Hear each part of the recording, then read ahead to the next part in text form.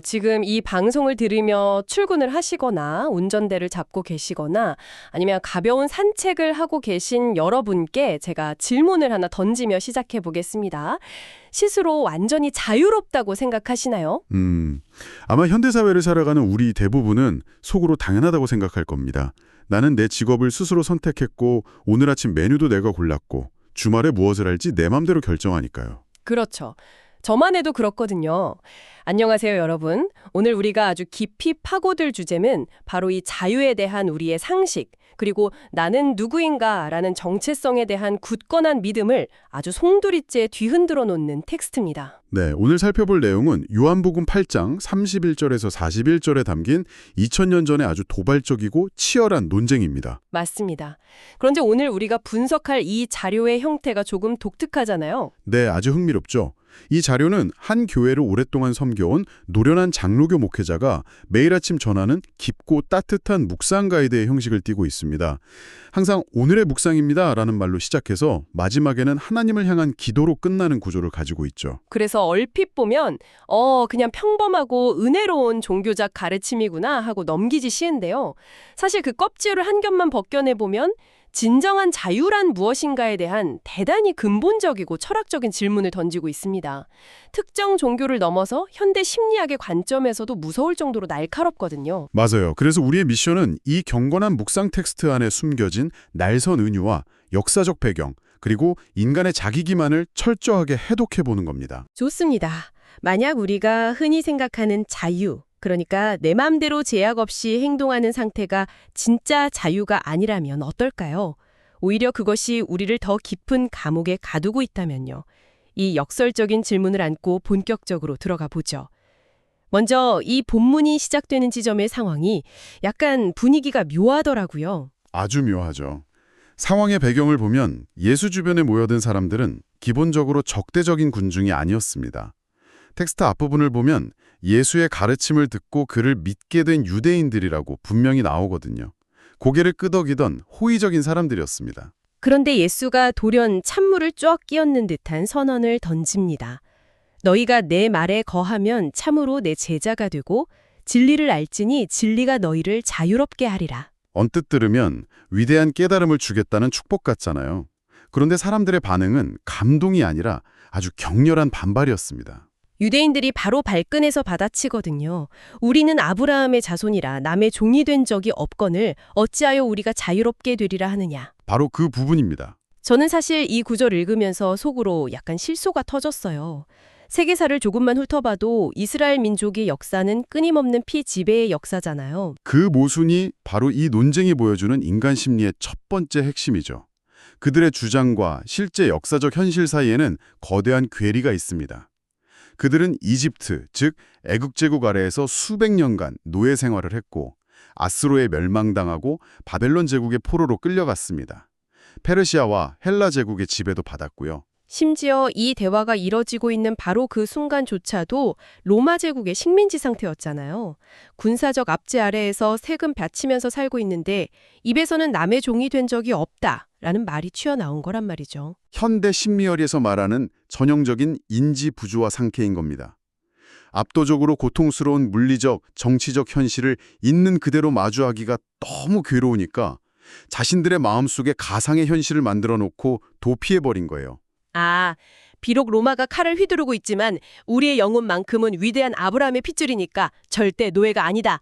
이런 철저한 정신적 승리군요. 네, 그 긍지 하나로 모든 역사적 수치를 덮어두고 있었던 거죠. 그런데 예수가 말하고자 했던 자유와 그들이 방어적으로 내세운 자유의 개념이 여기서 정면으로 충돌합니다. 예수는 철저히 존재론적이고 영적인 속박, 즉 그들이 이기심과 거짓, 죄의 종으로 묶여있는 내면을 직시하고 있었던 겁니다. 대화의 주파수가 완전히 어긋났네요. 여기서 제가 이 묵상 자료의 원어 분성을 보면서 정말 소름 돋았던 디테일이 하나 있는데요. 헬라어 엘류데로 말씀이시죠? 네, 맞습니다. 진리가 너희를 자유롭게 하리라. 여기서 흔히 쓰이는 밧줄을 풀다라는 뜻의 아폴리오나 리오가 안 쓰였다고 하더라고요. 그 단어 선택이 주는 이미지의 힘이 대단합니다.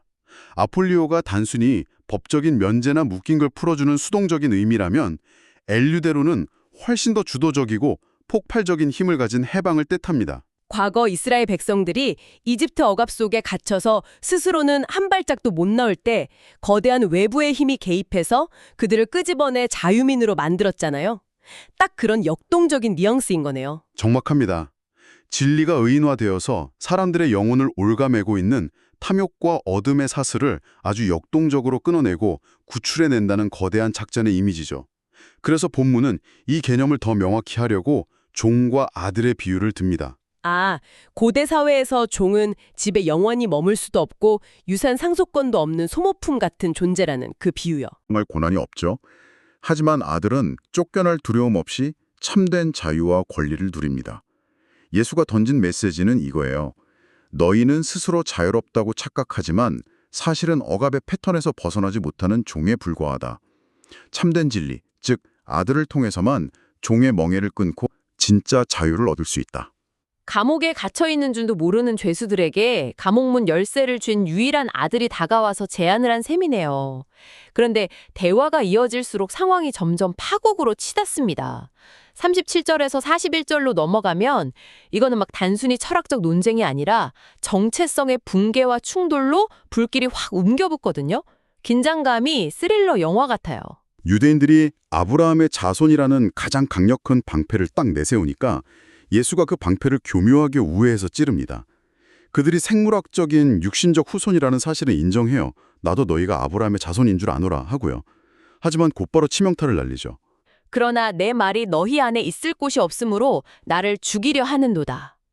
와, 이거는 육신적 껍데기는 맞는데 너희의 영적 혈통은 가짜다 라고 정면으로 부정해버린 거잖아요. 당시 유대 사회의 문화를 생각하면 이게 얼마나 도발적인지 체감할 수 있습니다. 그들에게 아브라함, 우리 아버지라는 타이틀은 혈통의 최종점이자 하나님이 무조건 구원을 보정해 주실 거라는 무적 프리미엄 패스였거든요. 그런데 예수는 그 개념의 정의를 완전히 뒤집어 엎어버립니다. 진짜 아들이라면 아버지의 DNA만 물려받는 게 아니라 성품, 가치관, 행동 양식까지 똑같이 재현해 내야 한다는 거죠. 맞습니다. 논리가 아주 명쾌해요. 너희가 진짜 상속자라면 육신의 DNA가 아니라 믿음과 행동의 DNA를 증명해라. 과거 아브라함은 낯선 하나님의 진리의 말씀이 주어졌을 때 밀어내지 않고 수용하며 순종했거든요. 진짜 자손이라면 눈앞에 있는 진리의 말씀을 받아들였어야 마땅한데 그들은 정반대로 행동하고 있었죠. 단 한 줌의 공간도 내어주지 않고 오히려 예수를 죽이려고 사리를 품고 있었으니까요.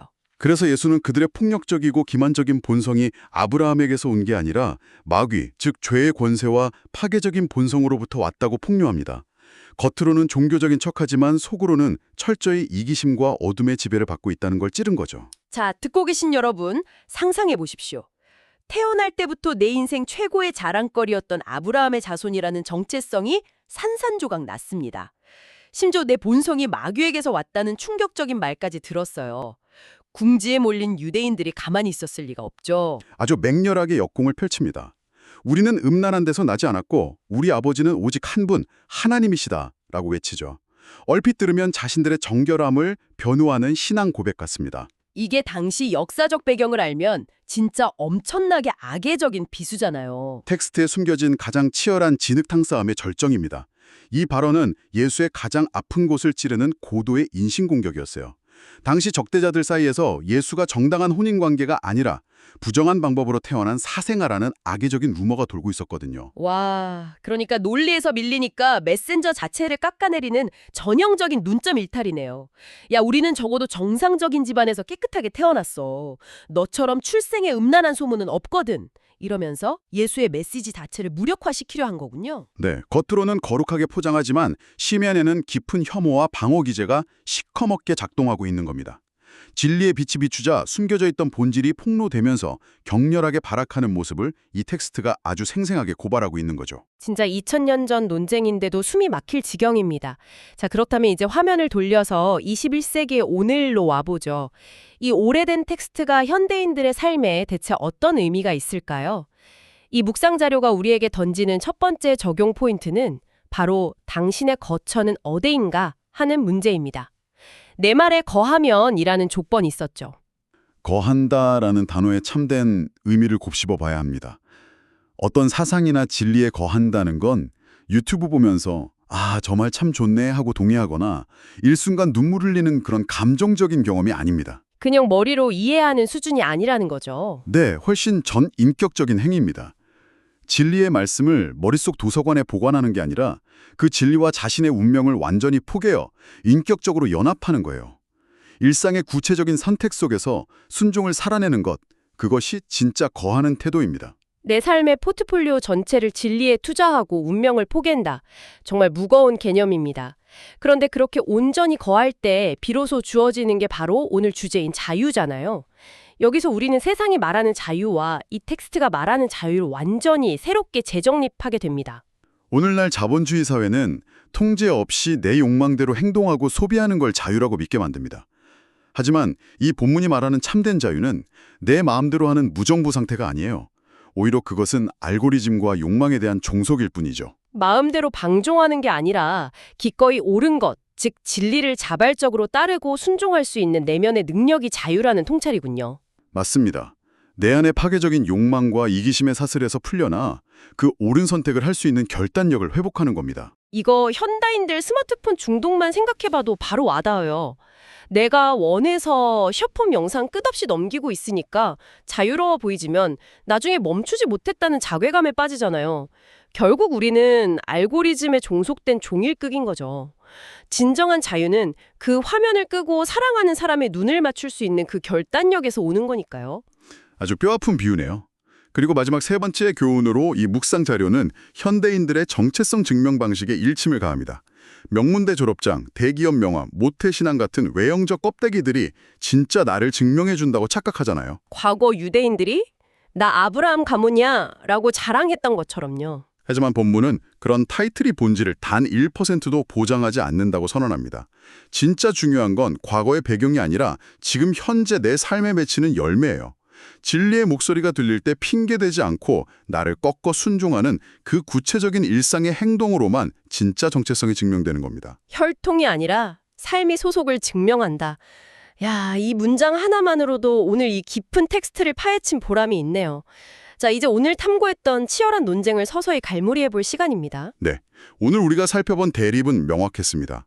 가짜 정체성에 기대어 스스로 자유롭다고 기만했던 사람들과 그들의 깊은 결박을 끊어내려 했던 진리의 충돌이었죠.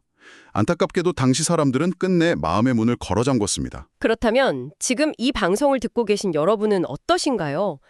2000년 전 그들과 다르게 참된 해방의 감각을 맛보려면 반드시 우리 내면에 진리가 머물 수 있는 자리, 아주 작은 여백의 공간이라도 내어줘야 합니다. 내 안에 여백을 만든다는 건 역설적이게도 내가 꽤 괜찮은 사람이라는 착각을 부수고 나의 연약함과 얽매인 상태를 정직하게 인정하는 것에서 출발합니다.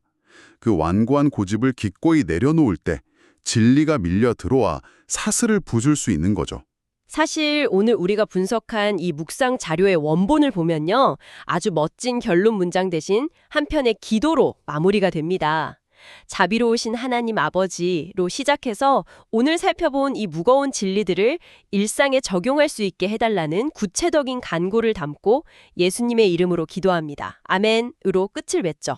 지식적인 분석으로 끝나는 게 아니라 삶의 실질적인 순종으로 이어지도록 방향을 잡아주는 아주 탁월한 마무리입니다. 맞습니다.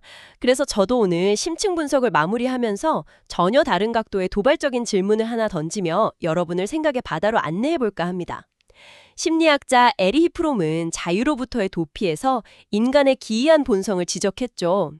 인간은 겉으로는 자유를 갈망한다고 외치지만 사실 깊은 내면에서는 진정한 자유를 뼛속 깊이 두려워한다고요. 진짜 자유란 모든 핑계가 사라지고 오직 나 자신의 결정과 삶에 대해 무겁고 완전한 책임을 져야 하는 상태를 의미하니까요. 그러니까요. 혹시 우리는 진리가 다가와 감옥문을 부수고 나갈 길을 열어주었음에도 불구하고 저 문 밖에서 기다리는 자유라는 이름의 거대한 책임감이 두려워서 여전히 익숙하고 안전한 내 환상 속 감옥 구석으로 뒷걸음질 치고 있는 것은 아닐까요? 한번 깊이 고민해 볼 만한 묵직한 질문이네요. 오늘 하루 스스로에게 조용히 물어보시는 시간이 되기를 바랍니다. 오늘 심층 분석은 여기까지입니다. 끝까지 함께해 주신 여러분 고맙습니다. 다음번에도 우리의 굳은 뇌를 깨우고 시야를 넓혀줄 흥미로운 통찰과 함께 다시 돌아오겠습니다.